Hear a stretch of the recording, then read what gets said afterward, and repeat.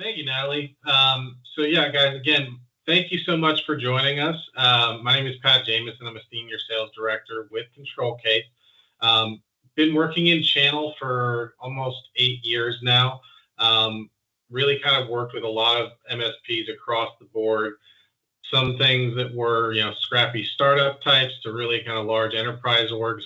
And really kind of what I'm doing today with the Control Case team is really kind of helping MSPs navigate this sort of wild world of compliance. So ultimately, what I think our team and people like myself do is really connect the dots between our channel partners, their clients, and all this fun stuff we're talking about when we say compliance. I'd like to introduce Ricardo Pardo as well. He's a colleague of mine.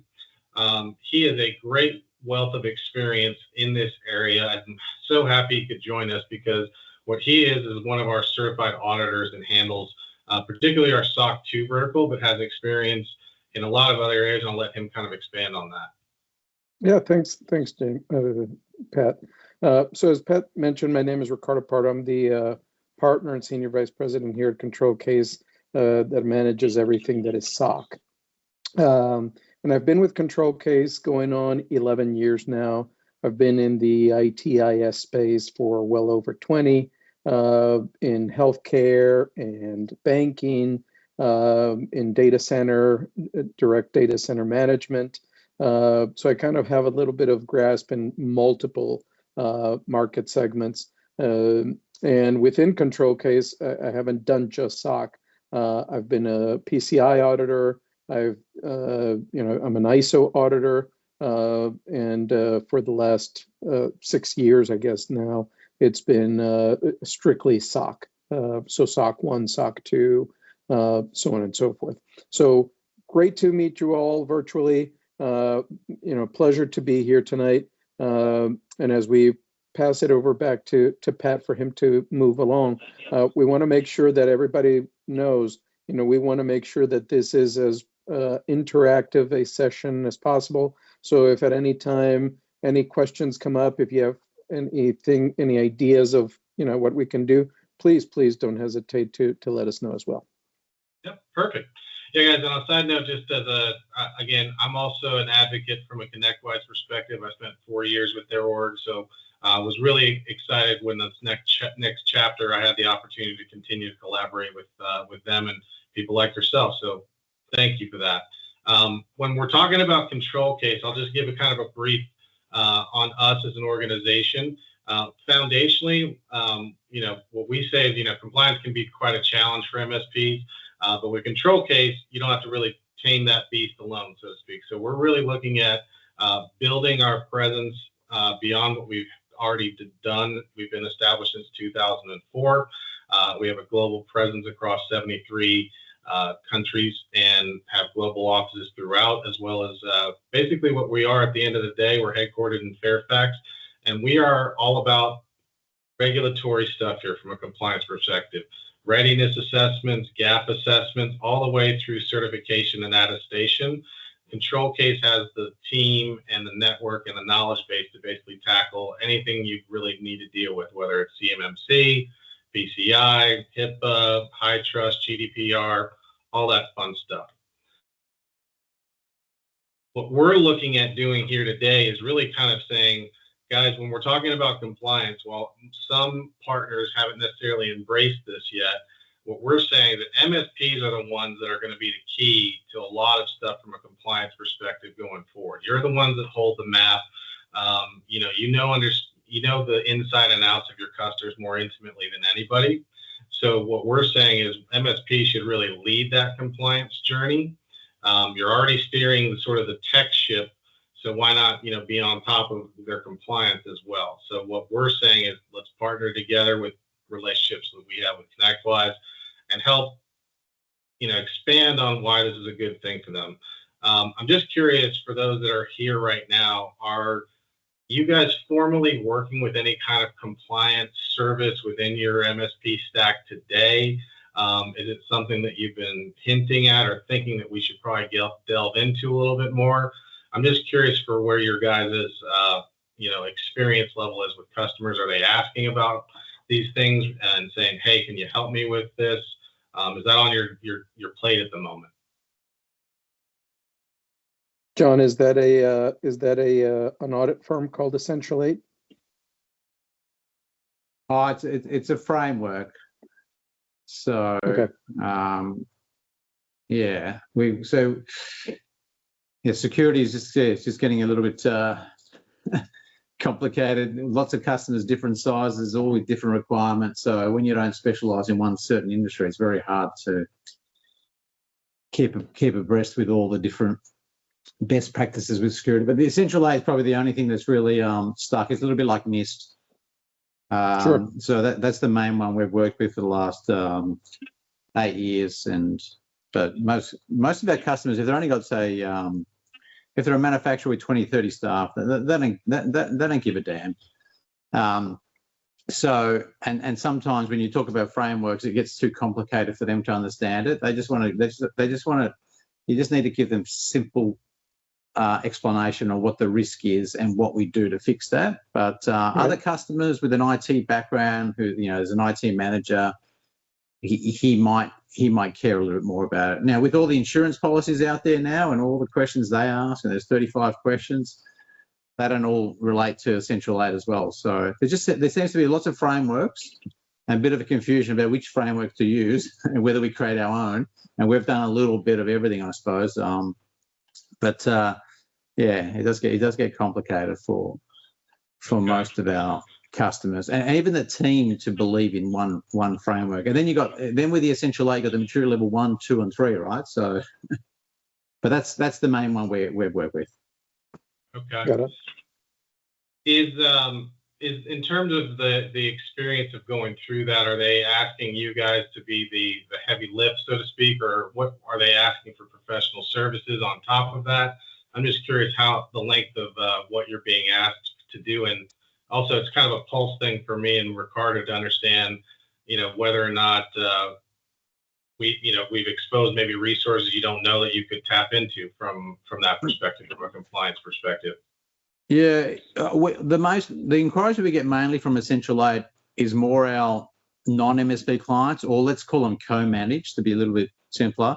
Mm-hmm. So they're the ones that are asking for Essential 8 audits, and the audit comes in two flavors. Either they just need help with self-assessing, so I don't understand the question, what's it asking me, a quick assessment, charge them a day or two of work, but less for us in our industry, like I said, we're not in health, we're not in finance, they're asking less around a thorough audit, provide evidence, and this is going to some sort of auditor, right? Like an annual audit.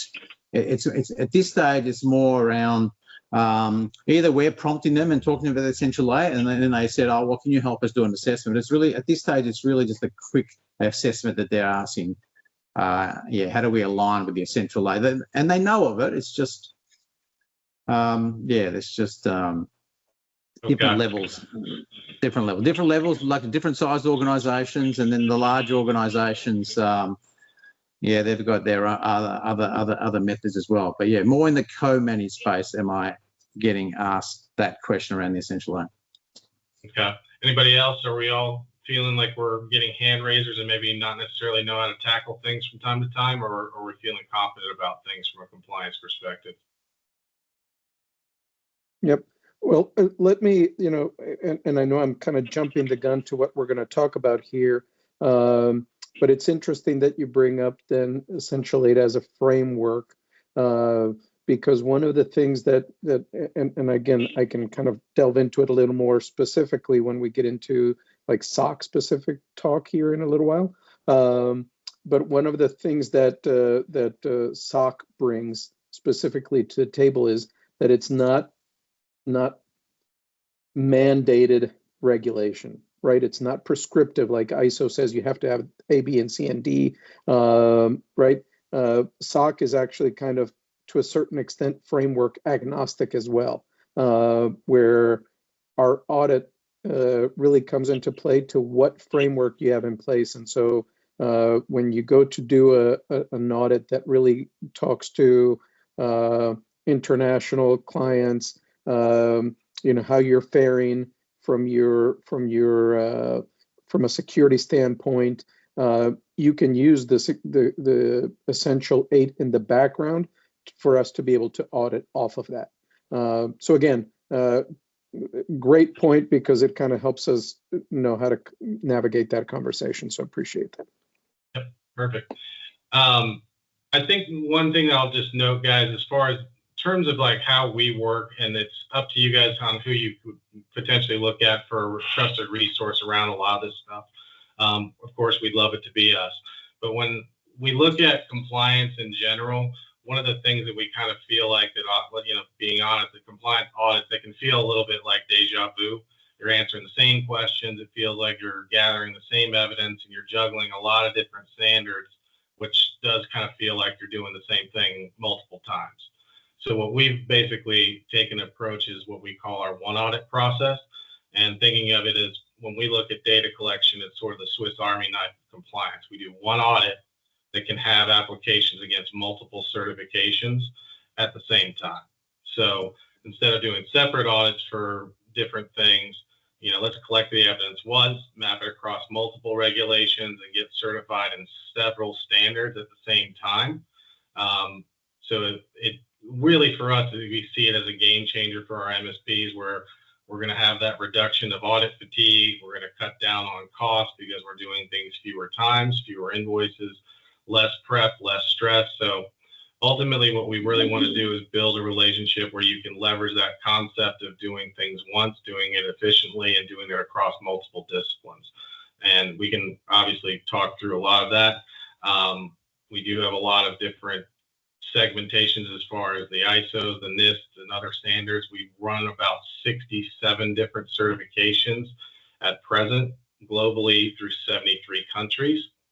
And ultimately, I really like to say that, to close on what it is with control cases, that we look at our relationships between us and our channel partners as a true value add. And that is strictly that, where we basically can come in and supplement your team as needed, whether it's for a readiness assessment or a full certification, or if you're needing, say, third-party pen testing. Where you lack, we can step in. We never want to look at you as anything more than a value add to the relationship, and we never want to detract from your bottom line. Okay. One thing that I'm not going to go into the deep, terms of what this article did, but I did want to share that this will be in follow-up. Compliance for us, you guys are here for a reason. I think that we're seeing it in the market at events, and that MSPs are really being asked more and more with all these regulations to be doing more. And what MSP Success is a publication. I encourage you to use it. It's free, has a great lot of repository around MSP education. And this was published not 2 months ago, basically. And the concept is basically that MSPs are really now seeing that compliance is now could potentially be a revenue generator for you. MSPs are saying, I need help with compliance. Help me, help me, help me. The cyber insurance companies are cracking down. The insurers are just done with the forensic teams saying, you told me it's working, fine. They're sending people out on site. The regulatory stuff is being, significantly cracked down upon. And I think the other thing that was interesting is that there's a lot of stuff from a packaging and pricing perspective that is also a little bit in flux, because I think that also lends to the fact that a lot of MSPs are still trying to figure this out. We're also helping partners, advise them on where they could be from a margin perspective and so forth. But some are doing it in tier packages, some are bundling it as part of their MSP package, and some are just doing straight billing work. Overall, though, most people are saying it's going to be a great area for recurring revenue. You can have much stronger relationships with partners that are leveraging compliance with you, and you're going to be a differentiator in the very competitive landscape that is the MSP space. There's a lot of people doing this. Let's stand out a little bit and be a little bit different from everybody else. So that said, guys, I'm about to jump into some stuff. We're going to talk about an audit in terms of why partners are doing it, what we say when we're talking about compliance, some common compliance regulations, why we should care about it, and then also looking at doing really considerations to tee you up for success, whether that's you as an MSP or your end customer. We'll pause there for just a brief, couple minutes to let everybody take a breath, go to the bathroom if necessary. And that's when I'm going to turn things over to Ricardo. He's going to really talk through what it's like to really go through a certification audit. We're focusing on SOC 2 today, but we're also looking at doing this obviously on a repetition basis, so we can also look at other compliances for different regions on a follow-up.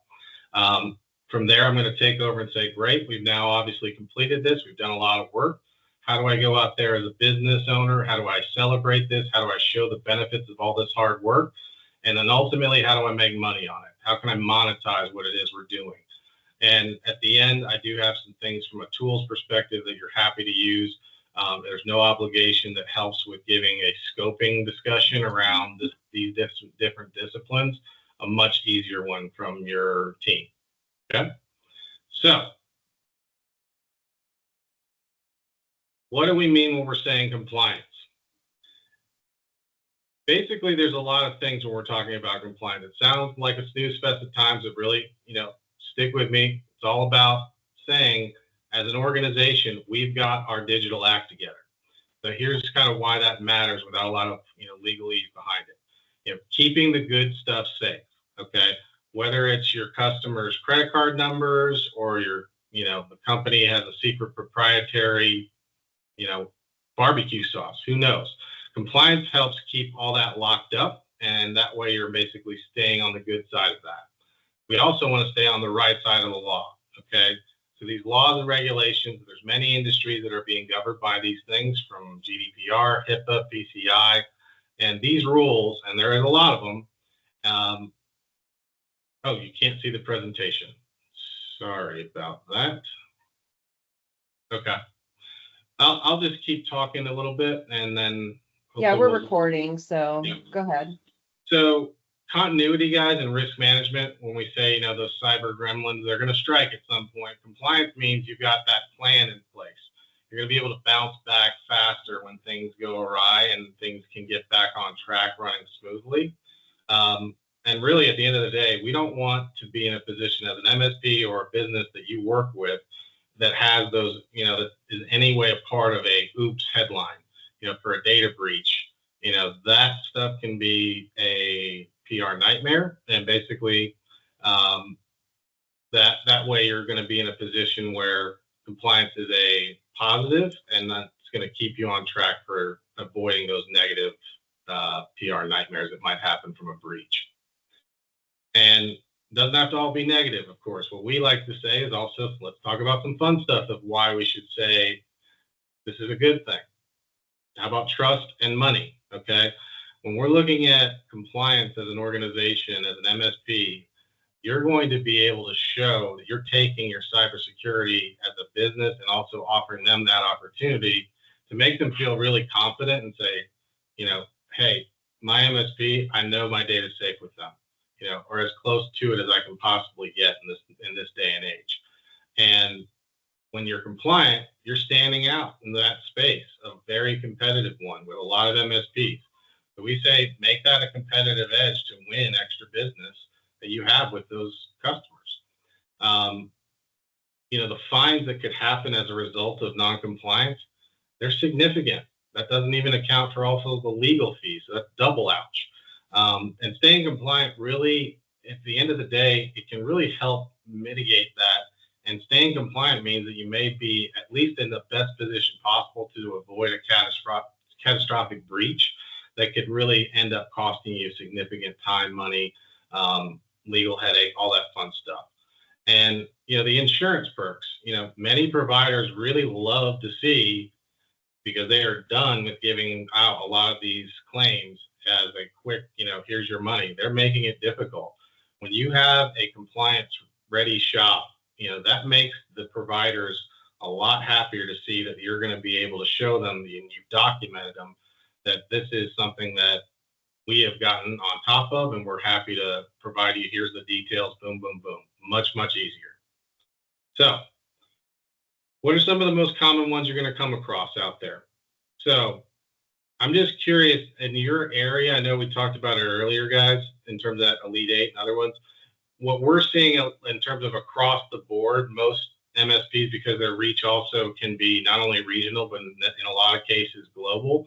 We usually have a lot of stuff focusing around SOC 2, ISO, PCI, of course, CMMC here, and as well as FedRAMP, those not necessarily falling in the outside of the U.S., but also high trust.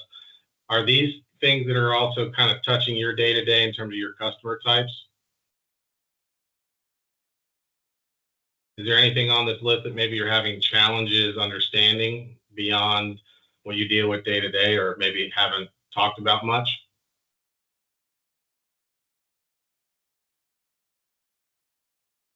Okay, I'll just jump right into it. So let's just say when we're talking about all these different frameworks, it sometimes can feel like a fun, bunch of acronyms, alphabet soup. So I'll just kind of touch on these each individually.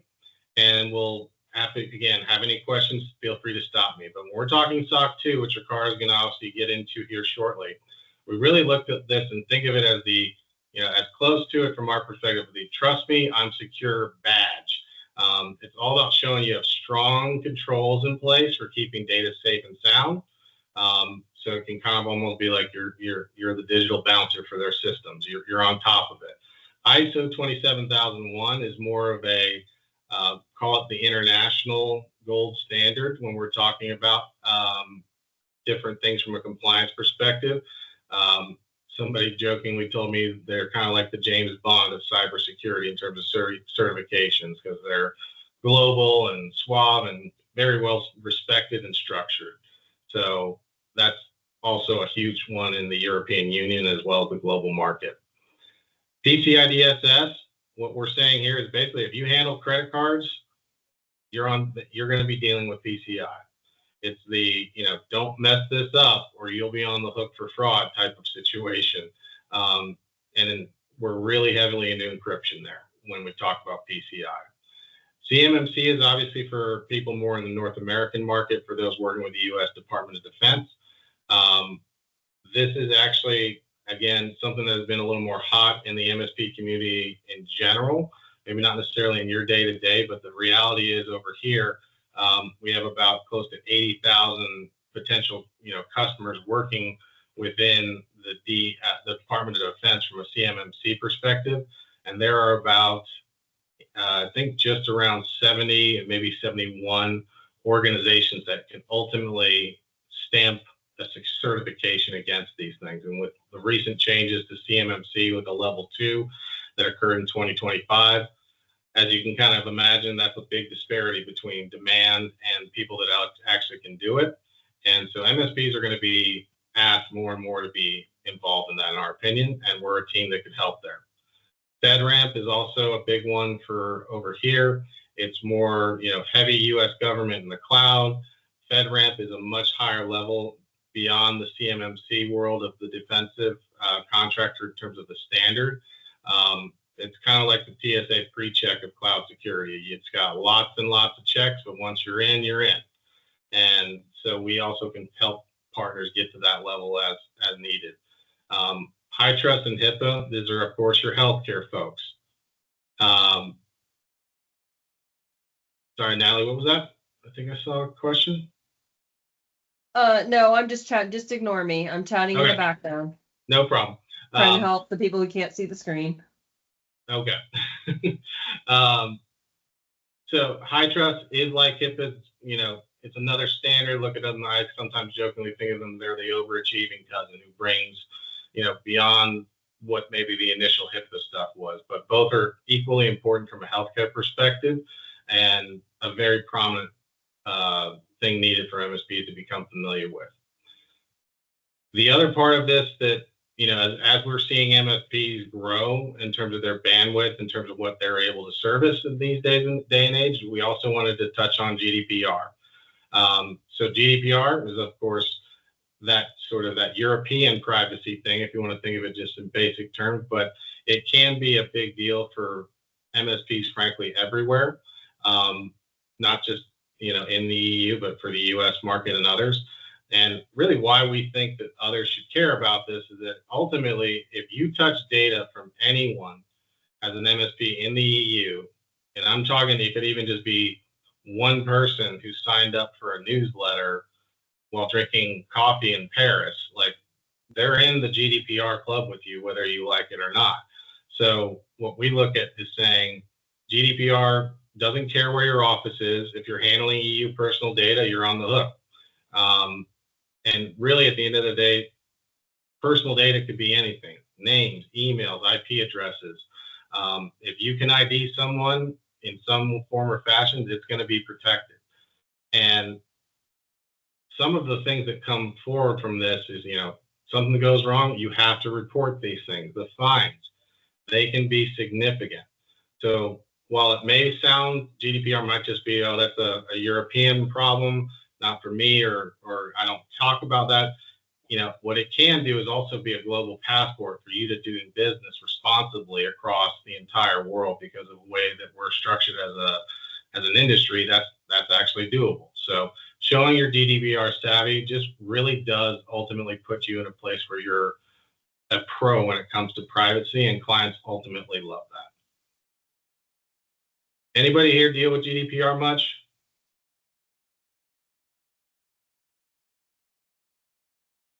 Okay. I'm going to go and ask this. So it's, again, guys, not something that's going to come up as often, but we're seeing just it's becoming more and more prevalent, because MSP's bandwidth and ability to service clients globally is just becoming a little more commonplace. So it's something to just keep on the radar. When it comes to the penalties for this stuff, this is actually one of the few that has, from my perspective, a lot of real teeth to it. So when we're talking about fines, there can be lower tier fines, and these are the you should have known better type slip ups, where you're maybe forgetting to log data practices. Maybe you've reported a breach and you're not necessarily being as forthcoming. You're going to get a stern warning with a pretty hefty fine on top of it, up to 10 million pounds, or 2% of their global revenue. The higher ones, the 4%, that's when we're hit with the big rules, where we're mishandling data, sending it, throughout the world without permission. And, that's going to be one that's a huge, huge expense for you. So why should we care about all this? No one's, areas that we're talking about that really kind of touch the most in terms of why we should care about it: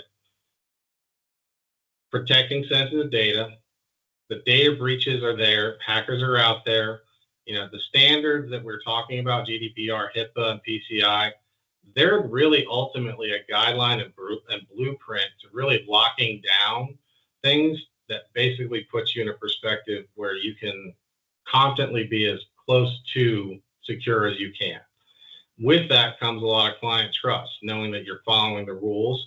You're more likely to be trusted with your, they're likely to be more trusting of you with their data.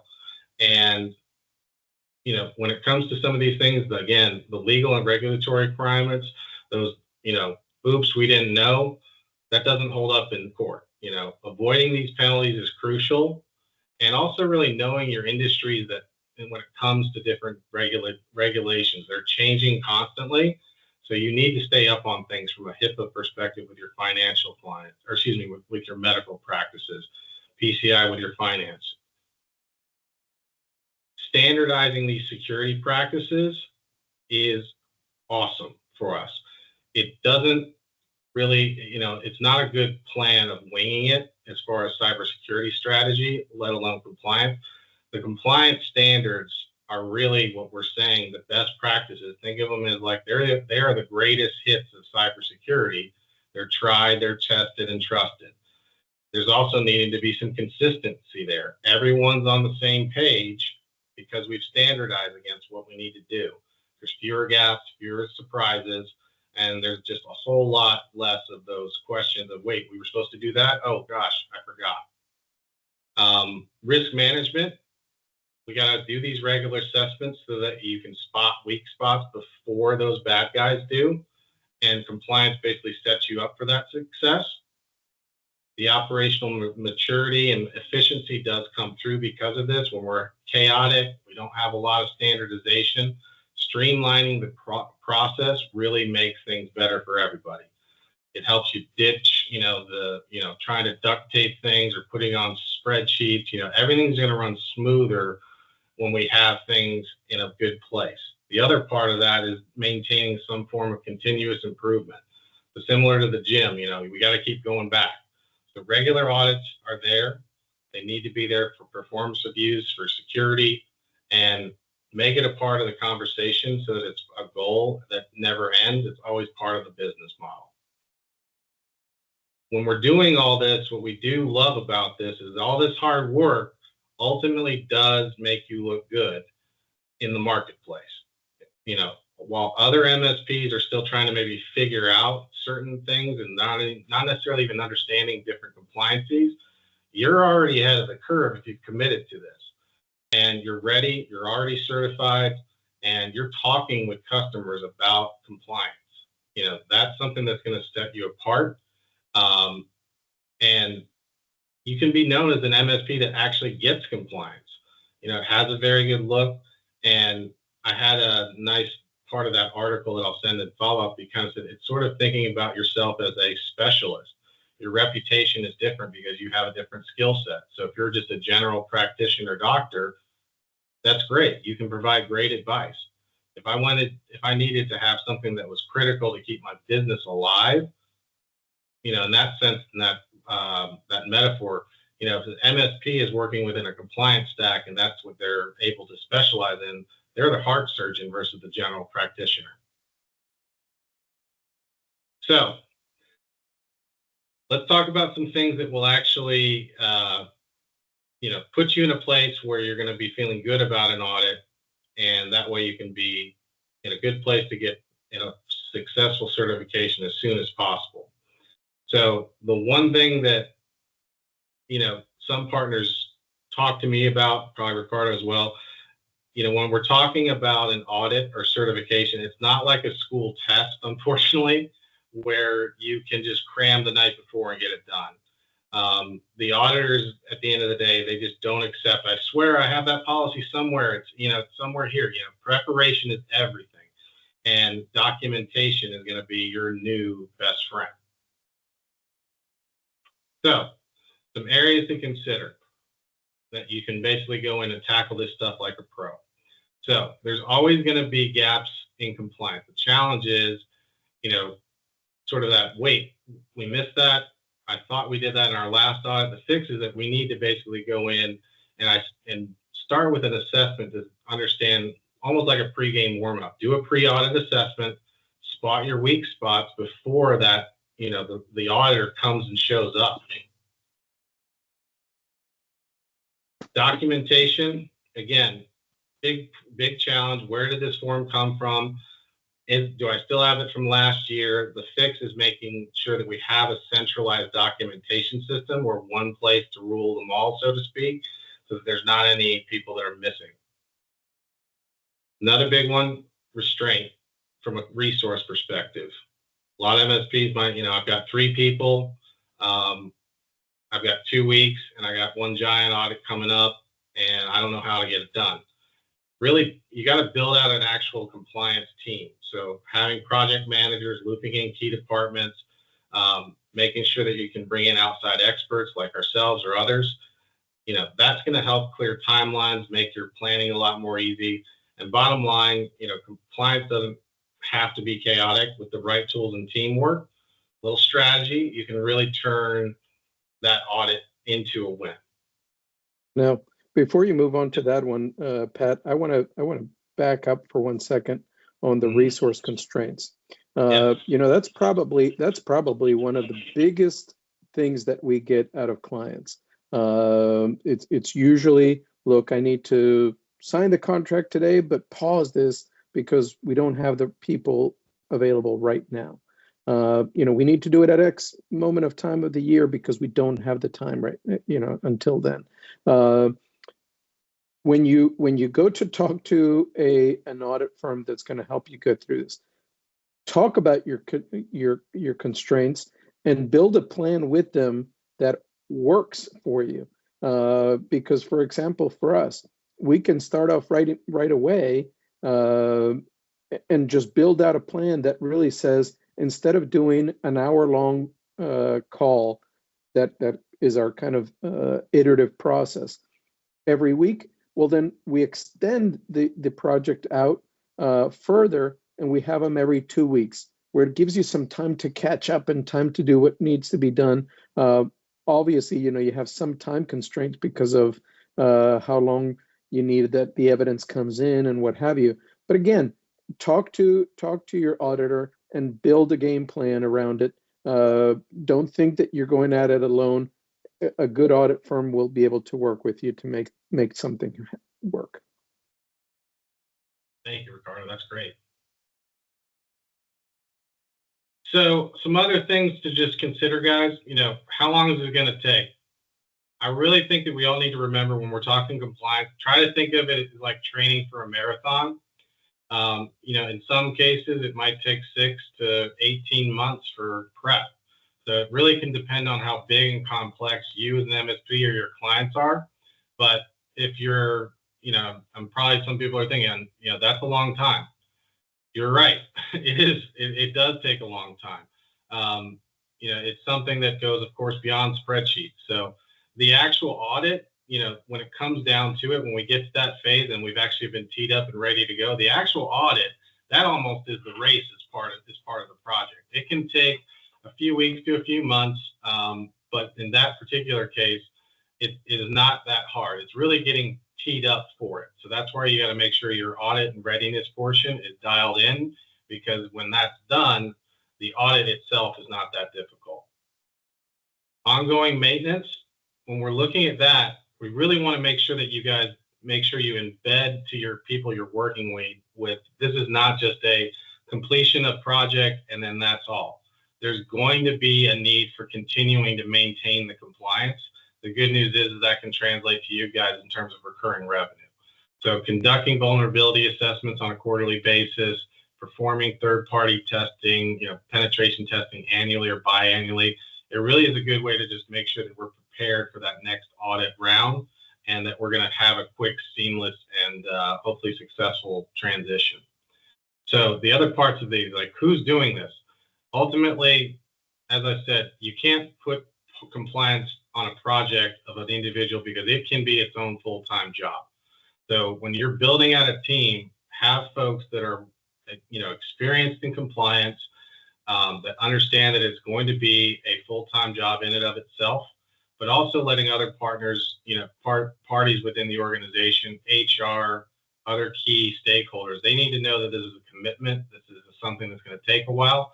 So we're going to need to train some people, making sure everybody knows what's going on. So no one comes in the office and says, wait, we're doing an audit now. No, everybody's aware we're going to be doing that. Making sure that your documentation game is really strong is critical. Policies, procedures, you'll need receipts of all of these things. Basically, if it's not documented, it didn't happen. That's really the way to think about it. And really kind of just some steps to kind of just not lose your mind during the process, because when we're talking about 6 to 18 months, that's a lot of time. A lot of things can happen. So, bring in professionals, external consultants, like Control Case and others. They can really, really help you guys avoid a lot of the rookie mistakes and save a lot of time and your sanity. So help, getting us coming into the fold is looked at as a resource and an extension of your team from our perspective. So tap into those people and make sure that they can be a part of your discussions. Practicing makes perfect. Internal audits are kind of like the dress rehearsals.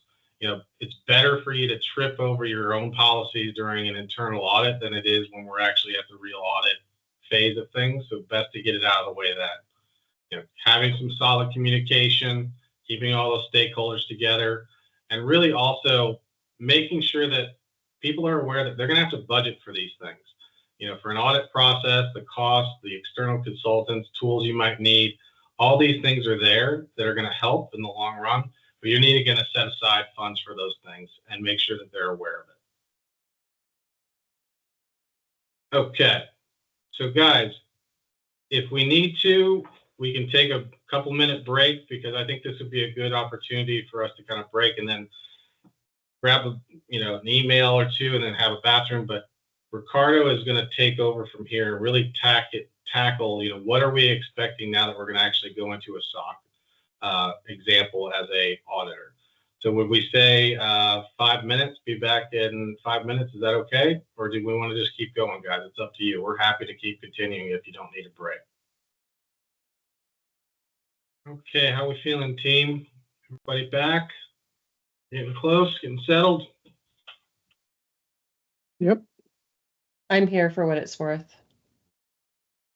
All right. Well, guys, we're going to go ahead and jump back into it. Appreciate everybody joining again. What we're going to do is turn things over to Ricardo. As we kind of mentioned at the beginning, you've got 11 years with Control Case, 20 years in total with health, banking, and data center experience. So he's going to kind of walk through how we approach things. Again, we want this to be a great opportunity for you to engage with somebody like him. So feel free to chime in, questions, come on camera, whatever you need to do. We're happy to share. Yep. Thanks, Pat. So look, I want to present things not just as SOC, right? That's my kind of specialty. But I want this to be, as I mentioned, SOC. It could be pretty much any of the certifications that we do, any of the audits that we perform. So, for example, when you get into talk about SOC, as I mentioned, kind of reading a little more about the Essential 8, it doesn't mean that you have to follow a prescriptive pattern, a prescriptive framework for us to address the approach or scoping the engagement, right? Your framework of choice, your framework that's in place is Essential 8. Great, we can work with that. Now, we might need to add a few more controls that are industry best practice, right? Selecting some controls out of other frameworks that cover the areas that Essential 8 doesn't cover, right? So how do we do this? We usually recommend, my team, Control Case, usually recommends doing some kind of gap assessment, especially if you've never been through some other kind of audit. If you're going for a specific audit and you've never done that one specifically before, you want to go for a gap assessment. A gap assessment is really going to help you to understand any deficiencies you have, any lack of controls, where you might need to implement or you need to remediate some controls in order for the period of observation to work. For example, SOC is retrospective in nature as opposed to ISO and some of the other, or the majority of certifications, that is point in time. So it helps you uncover what you don't know. Right. We're going to talk a little bit more about SOC specifically with regard to what is type 1, type 2. Essentially, a type 1 is a point-in-time report, meaning we verify, do you have controls in place or not as of today, where the type 2 engagement says, okay, we know you have controls in place. How did they perform over the X amount of period of time in retrospect? And it's not just, did you have the controls? Did they work effectively, efficiently, time over time? Okay. And then what are the periods of observation? What should my period of observation be, right? How to uncover that? How to select the right trust service criteria? And then, how do you market once you've obtained the certification?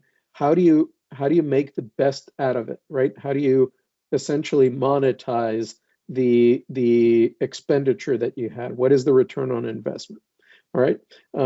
So what I always say here is, for almost any certification out there, and it probably is for 100% of the certifications, attestations, frameworks out there, your biggest advocate internally is documentation. Document, right?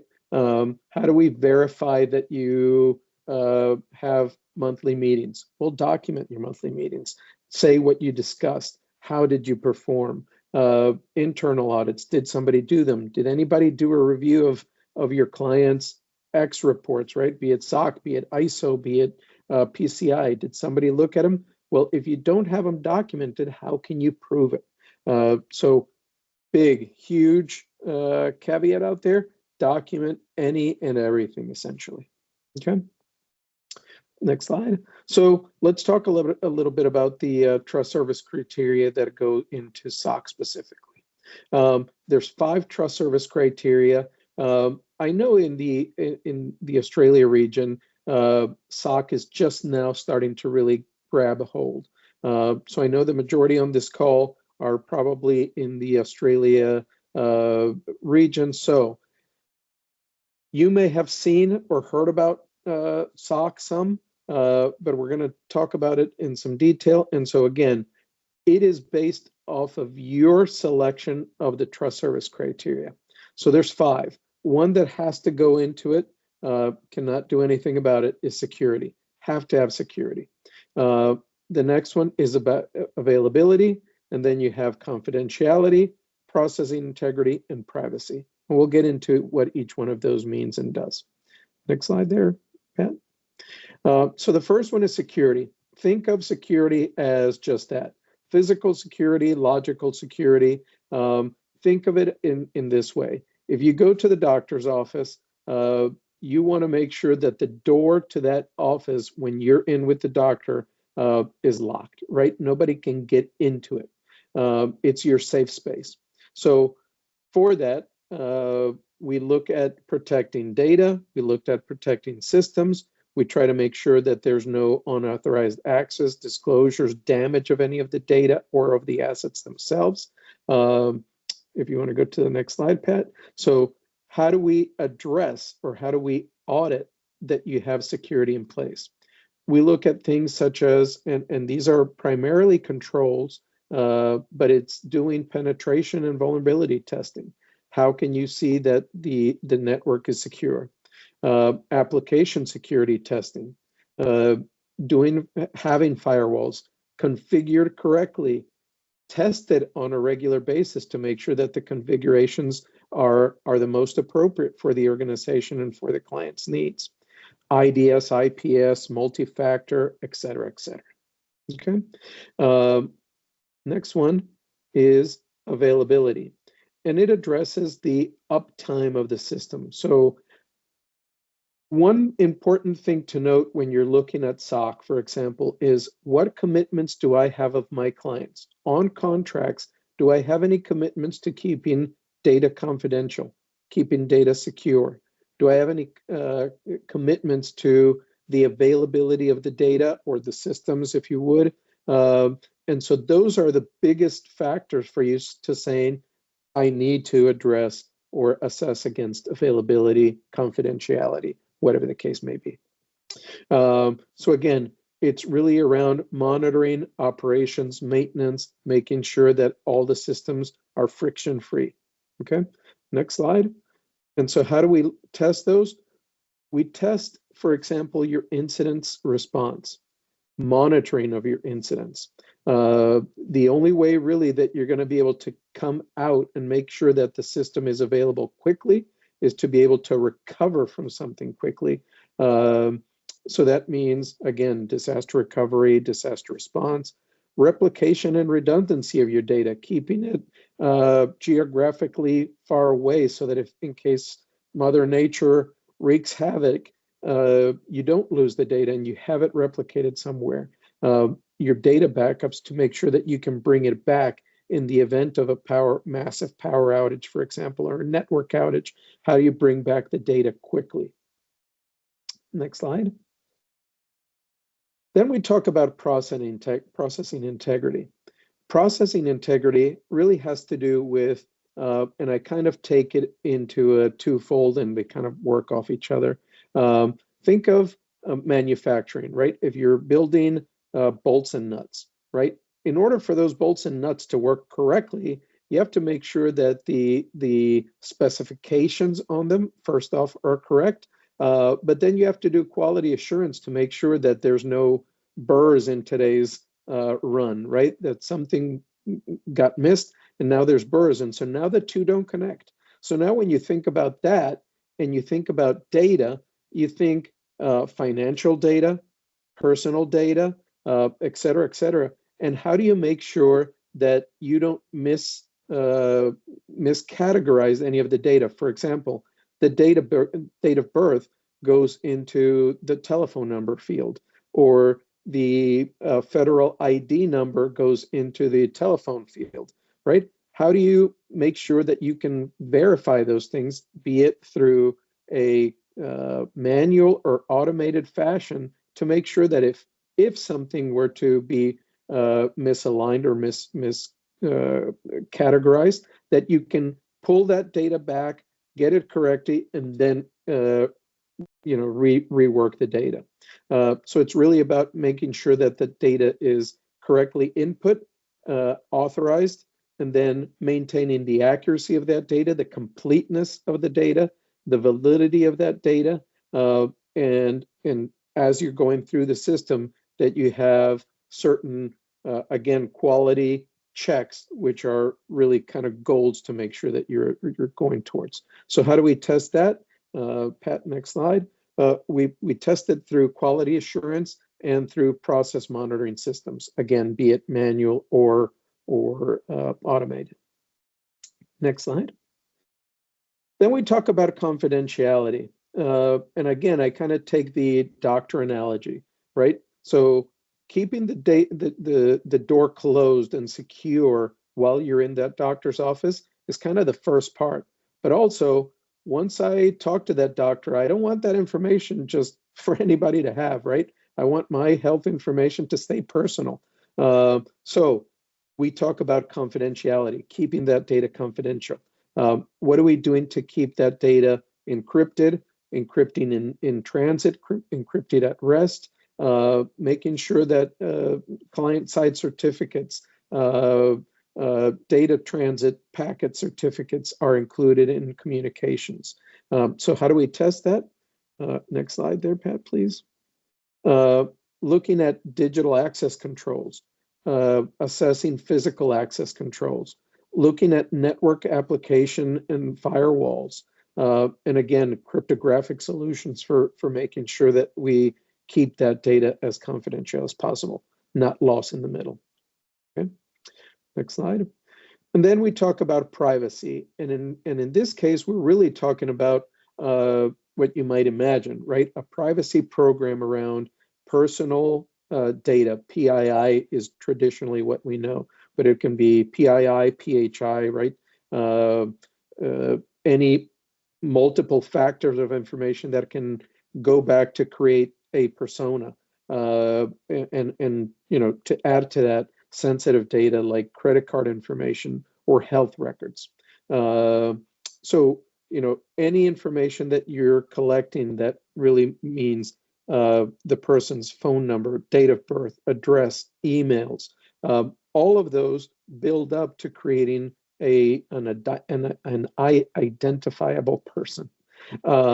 And so we address those by making sure how that data is collected, how it's used, who's disclosing that data, where it's being disclosed to, how much of a retention period is that, what are retention policies, a policy that says that you have the right to audit. So think GDPR. I know everybody in the world at this point knows GDPR. Think GDPR, and you're really talking about privacy here. So next slide, please. And so what do we do to look at and evaluate the privacy trust service criteria? It's talking about reviewing those notices and privacy policies. It's about that choice and consent before I even go into working with an organization. How is that data being collected, and what is it being used for? How long is it being retained? Is it being disposed of properly? And my right to be able to audit that information. Who has access? So on and so forth. Okay, next slide. So now let's talk a little bit about how do we make those efficiencies. I like to bring in a big analogy, and if you want to bring in the next slide, Pat. I'm not going to talk really specifically to the slide, but one of the biggest questions that we get asked, especially up front during the contracting stages for us is, look, I don't know which to select. Is it SOC? Is it ISO? Both are kind of prevalent in the marketplace, but what recommendations do you bring? Again, it really talks about, and again, as I mentioned before, I want to be fairly agnostic to any specific regulation, but I want to give you some kind of tidbits of information. So a lot of this has to do with what kind of data you're working with, what kind of industry you're working in. Are you working in the healthcare field? Maybe you want to talk high trust or HIPAA. Are you working in the financial sector? Maybe you want to talk SOC 1, SOC 2. Are you in the X field? You want to talk about PCI and or ISO. So again, when we get asked what is our take on the difference between ISO and SOC, it really has to do about geographic locations more times than not. Where we've seen ISO being, much more prevalent in the outside of the U.S. space, and SOC being more prevalent inside of the U.S. That used to be the case where, again, now SOC is becoming more recognized throughout the entire globe. Again, we just opened up an office in Australia ourselves within Control Case, and SOC is continuously coming up. And again, the big question is, what should I select, ISO or SOC? So again, we talk about, look, if you have not done ISO, you have to think about things like the prescriptiveness of ISO. Are you well prepared for it? If not, SOC is a little bit easier to get a hold of, get a grasp of, because there's no prescriptiveness. And again, you can use a mixture of frameworks to really say how we want to manage this. It also has to do with point in time versus a period of observation. So if you say, for example, look, we feel very strong that we have controls in place today, but we're not feeling so strong they were in place a month or two ago, maybe the right way to go is ISO. So again, it's all about working with your audit firm, trying to understand and explaining yourselves how you really feel that you're doing today, how you feel that you're ready to move, how you want to plan out your budget and your resources. A good audit firm, be it Control Case or somebody else, will work with you to explain these things, to walk you through them, so that when you get into it, it really is the best option for your organization and ultimately for your clients. I should have really said this a while ago, but to us, it really becomes a kind of a twofold thing. For many organizations, not all, the fact that you're going for some kind of compliance framework audit, it is because clients are requesting of it, right? Either they're requesting it, that you really have to do it, or some kind of other regulatory body is saying, hey, you have to comply to this, you have to do it. But that should not be the end of it. It should be, well, great, I have to do it, so how do I make money off of it? And really from there, it should become marketing your certification, using those web seals, right? Be it from ISO, PCI, SOC, whatever the case may be, in your marketing, in your proposals, in your responses to RFPs, et cetera, et cetera, et cetera, to be able to say, look, I have it. I'm a little ahead of the curve. If you're trying to compare me to another MSP, what sets me apart? Well, I've done the due diligence. And I brought up in the call this morning where I say, think about going to a hospital, right? Is a hospital any better or worse because they are or they are not accredited? Not necessarily. They may be an exceptional hospital, but having that certification or accreditation behind it just means that they've done a little extra to set themselves apart and shine a little bit of a spotlight on them to say, we are the number one, we are the best.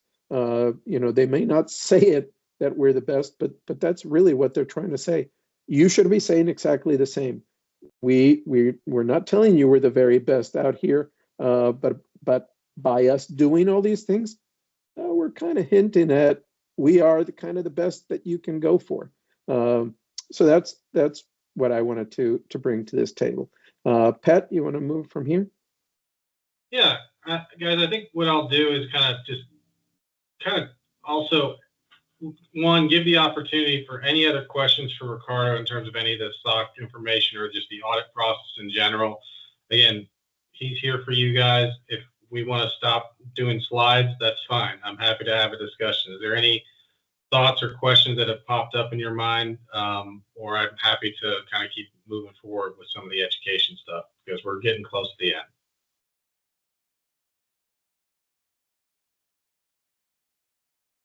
We'll take that as an all clear then. Yep, we're all clear.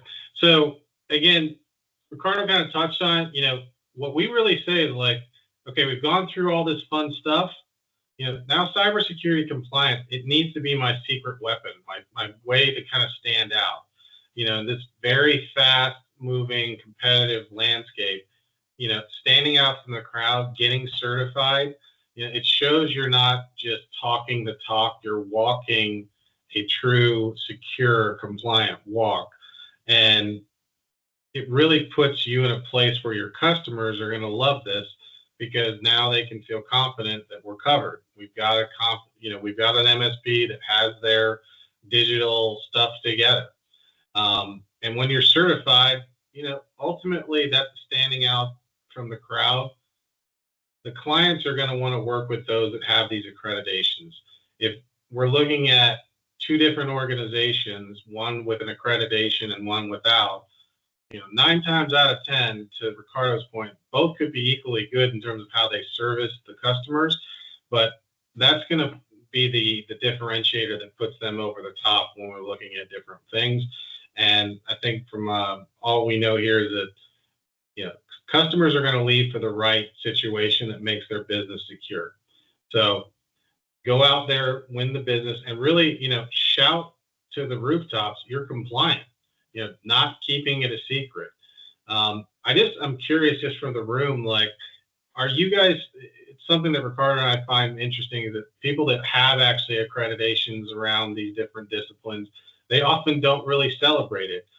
They don't tell people about it. Are you guys telling people, that you have compliancy? Have you seen people, doing that? Because I'm not sure why people don't, because it's a lot of work, and I feel like that people should know about it. Are you seeing that in your market right now? Are people saying, yes, we're an ISO or a SOC 2 or something to that effect? Are they touting that right now?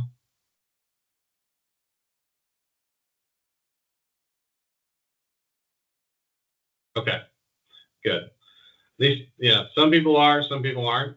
But when we look at things, when we talk about that competitive advantage, some things that I think that your marketing teams and others could take advantage of is, brag a little bit. You've earned it. You've earned the right to brag. So on your website, putting those certification logos front and center. When you're putting out your brochures and your flyers, make them have a little bit of some pop by saying, we're certified. And here's why that's going to be awesome for you as a business with ABC MSP. Your client presentations show off without showing off. In that slide section, put that, thing at the bottom that they're saying, that you are certified, that you're there, you have a team, that you have a system that could, come in and save the day if you needed it. And, communication channels, email campaigns, social media, putting it out there again, hey, we're certified.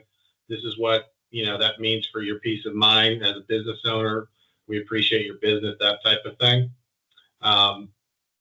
Making sure it's a true part of the actual sales discussion is really important as well. I think the other thing I'll actually briefly mention as well, when we're talking about the communication of these things, leverage resources that the partner program are giving you guys around compliance. So areas that you could, get through resources like Glass Hive and other things to get the word out, tap into that, makes things a lot easier. Client onboarding, making sure that they're part of that discussion where they're showing that, your certifications are, front and center. Here's how we're going to keep you safe. Here's how we're going to let you guys sleep better at night, knowing that our team's on top of it. We've done these things.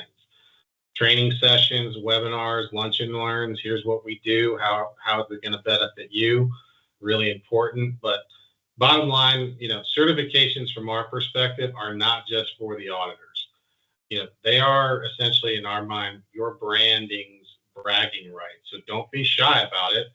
Show them off, talk them up, and use them to build trust with your customers from day one. Okay.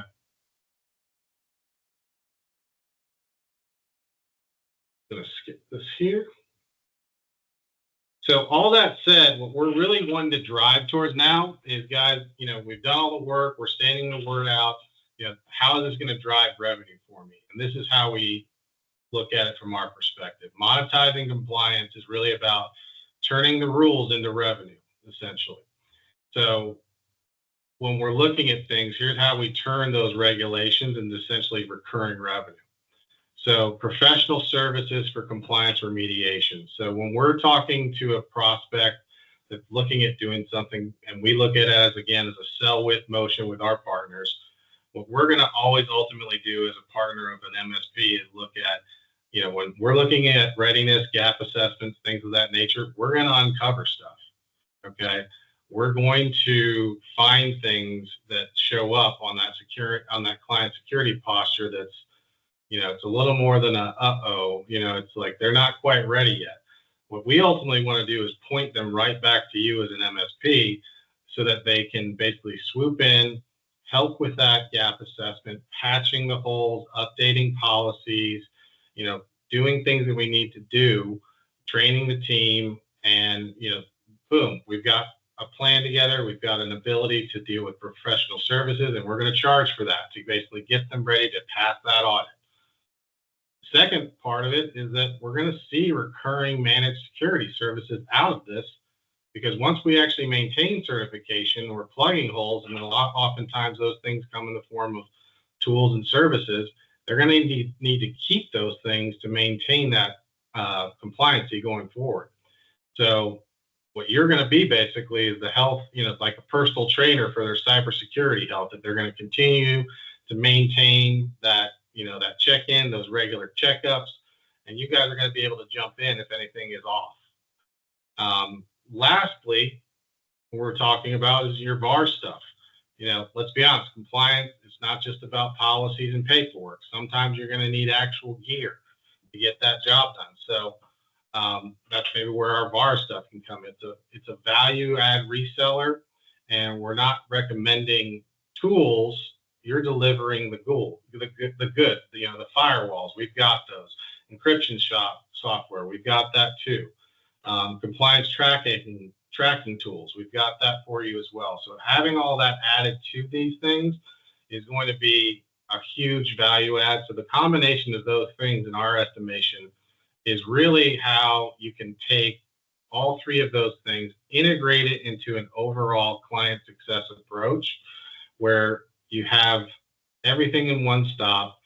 The MSP should basically be the one-stop shop for your compliance stuff. So why let your customers, juggle multiple vendors when ultimately you can be their all-in-one compliance partner? So you can consolidate their services, handle remediation, the managed security, the VAR stuff. It's all under one roof. Okay. You're going to be able to be the building of that expertise. The regs and the expertise of what they're dealing with. They're going to come back to you on a consistent basis. At the end of the day, what we want to make sure is that you are shown to be a true provider of everything. Why would you basically do everything up to a certain point and then send them on their way to something else? Our thoughts are, get them in-house, continue to leverage your relationship. The what, when, and how, what they're doing now. You're actually going to make the process easier for them if you actually embrace the idea of doing this as a compliance as a service offering. So briefly, what I was also going to do, guys, is kind of just touch on more at the rep level, because ultimately, if your team's not embracing this concept. They're not believing of it. And the guys that are out there hitting the street, if they're not seeing an increase in their pocketbook, they're likely not to push this. But the reality is compliance is a great tool for them.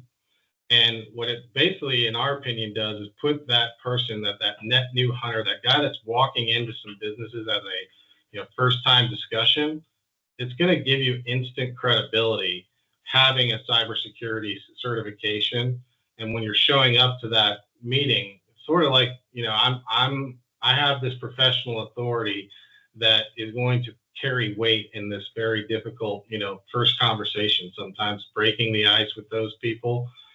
This can actually help get that conversation going a lot easier. So the one-stop shop vibe, all the services under one roof. I can handle your remediation, your managed security, your VAR stuff. I can basically be your one-stop shop for compliance. And that's where basically we can start to see a lot of good new revenue opportunities. The guys are going to be excited because compliance is going to open up service offerings for new revenue streams and services that they just hadn't touched before. Once we get them there, the clients are going to be retained and happier because they have ongoing support around something that's going to maintain their business compliancy. And we kind of just say, again, keep coming back to this. If I'm a sales rep, even at that level, I want to stand out from the other competitor sales reps. And if I am a compliance ready shop that can tout this stuff, I'm going to be a unicorn basically in a herd of horses. So I want to stand out from that perspective. Is this all making sense, guys? I hope so.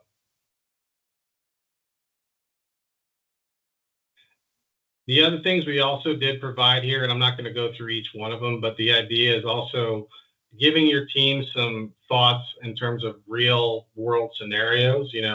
These are based on actual use cases of people that we've worked with that have gone out and touted something around compliancy from a net new sales logo perspective and won around this. So from PCI, things of that nature, people are going to be able to see that you're a differentiator and they're going to listen to what you say.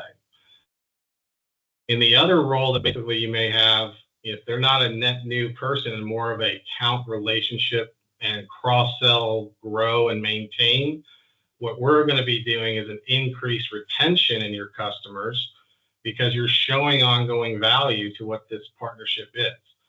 If we're helping clients stay compliant, they're going to stick around. More than likely, they're going to love you to the point where you're talking on a regular basis and keeping them in a good spot, that they may be even sending you holiday cards. And you're really not a vendor to them anymore. You are a part of their team, okay? You are the person that keeps them in a place to stay open. So having that trust and reliability will obviously open up for opportunities as they, bring into the discussion around, hey, we've been kicking around this idea. Let's start really taking seriously the idea of doing a certification. They can cross-sell, they can upsell, engage more proactively with the client, showing that you're an expert and that they are being given an opportunity to really connect with somebody in a very complicated subject that they probably want to avoid. You can make that discussion easier for them. So that said, I do also, again, have some other things around different scenarios from a compliance perspective, different institutional stuff, and this will all come with the follow-up for what we're going to be doing as far as getting you guys this deck and so forth. I'm sorry, Ricardo, what were you saying? Oh, you're muted. I'm sorry. Maybe I saw you come out of there. Sorry about that. Yep, was muted. I just want to make sure, based on some of the chat conversations that are coming up, we want to make sure that before we get out of this call, we're able to provide some true, case scenarios where you guys can see some of the benefits that we've seen, understand where we're coming from, and just what are the kind of the roadblocks that you guys are seeing when working with organizations. I see, for example, what difference does this make within the Australian small business sector? Let us know what things you've seen and heard that are giving you hindrances, and we can see what we've come across to showcase how you can make the best out of compliance. I'll also maybe add to that, guys. I'm just as something to open it up. One of the biggest hurdles to also just talk through the idea of compliance in general is scoping. I'm just curious how you guys, if that subject even comes up, how do you guys attack that opportunity now? Are you leveraging some type of tool that will actually scope it? Or are you looking at doing something a little more informal, like a spreadsheet that kind of just checks some boxes based on some of those factors, whether it's size of the organization, things of that nature? I'm just curious if are we having any kind of formal way of scoping these opportunities, because that can also kind of help with making the process easier if we make the scoping easier on the front end.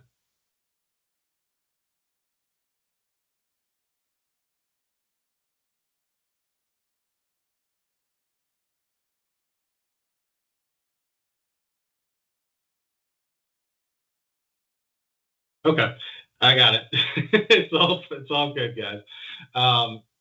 What I was wanting to lead into, guys, with that is that we do want to give as many resources to the MSP community as possible around this compliance subject. Where I sit day to day, the one thing that most often comes up is they know they need to be compliant in some way, and they've either been avoiding it. The word audit to them feels like a four-letter word. They don't want to do it. And so they've just frankly kept it out of their mind as much as possible and sort of buried their head in the sand. What we've done is sort of say, let's try to at least start the conversation, because particularly with MSPs and their relationships with their customers, 9 times out of 10, partners are actually a little more surprised that they could be further along than they actually realize, because they just haven't actually gone through a formal scoping of what it would be against a particular compliance discipline. So I'm going to chat something here that is open to everybody. It has no obligation. And I'm going to also share a screen really briefly.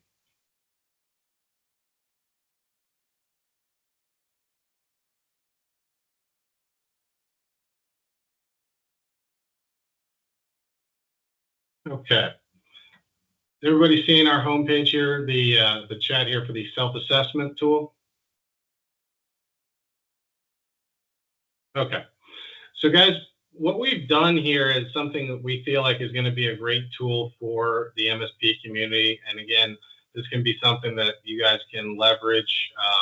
Things are funneled to me. This is obviously a tool that we also engage our partner community for, questions around a particular project.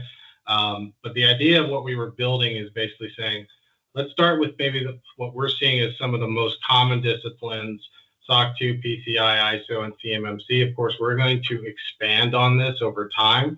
So as we see more and more certification types becoming more prevalent, we're going to add them to this tool. So the idea, though, is that let's say I'm going to do a SOC 2 certification. What we've also done is kind of say, is this going to be for you or your customer? Let's say it is for your customer. What kind of environment are we working in? Is it on-premise? Is it Azure? Is it AWS? And typically, with the MSPs having the relationship they have with their customers, they should know all this information. What we're trying to do is build a proposal or a ballpark based on the discipline and what conditions they're looking at right now, where they might be if they were to start a project today under good, ideal conditions. So whatever their environment is, we select what kind of compliance stuff, security stuff. You can basically click these areas of what you're kind of doing from a services stack perspective with them. Adding this type of stuff in, of course, makes the wheel turn in terms of their potential readiness for this SOC 2 audit. How many assets, how many applications, how many employees? Are we talking about a customer that has really, frankly, never thought about this? They've been a little bit informal. They have been certified, or at least they measure against a particular discipline, even though they're not certified. All that factors in. We also include some things from a just simple, yes and no. Do we do these things? Yes, no, or is it not applicable to that customer?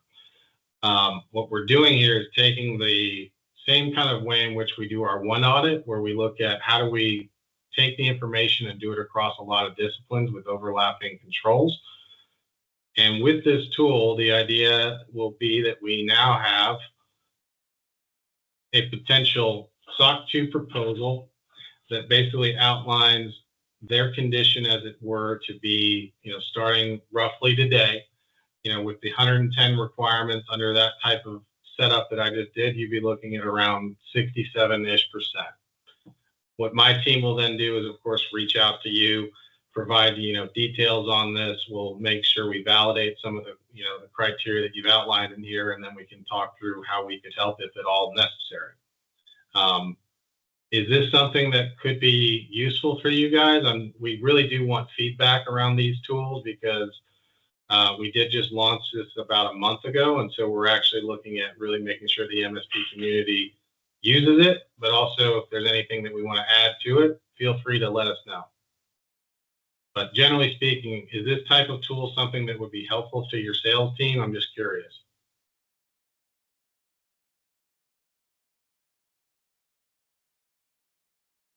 Okay, good.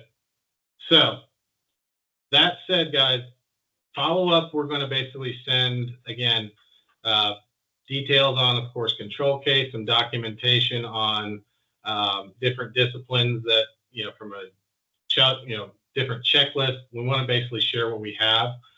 We really like to consider ourselves, when people say control case, think compliance.